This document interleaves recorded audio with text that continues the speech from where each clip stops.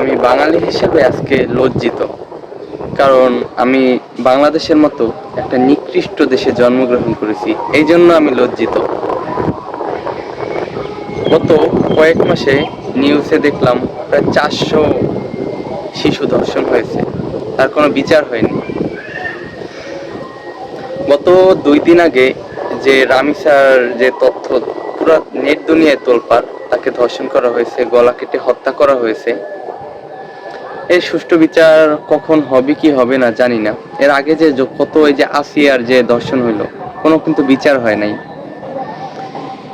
এই নেট দুনিয়ার তোলপাড়ের মাঝেও আজকের খবর নারায়ণগঞ্জে 6 বছরের শিশুকে ধর্ষণ, আজকের খবর। এটাকে আপনারা কিভাবে নেন?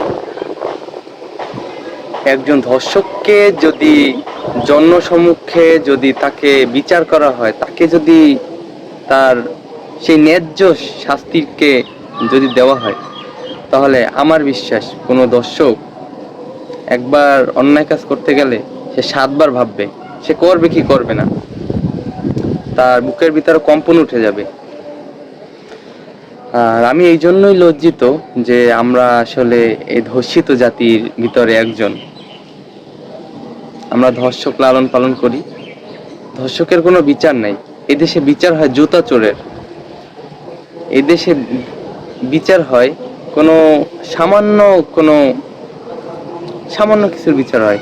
কিন্তু এই যে ধর্ষক হইতেছে, ধর্ষণ, ছোট ছোট বাচ্চা, কোনো মানুষ সেফ না।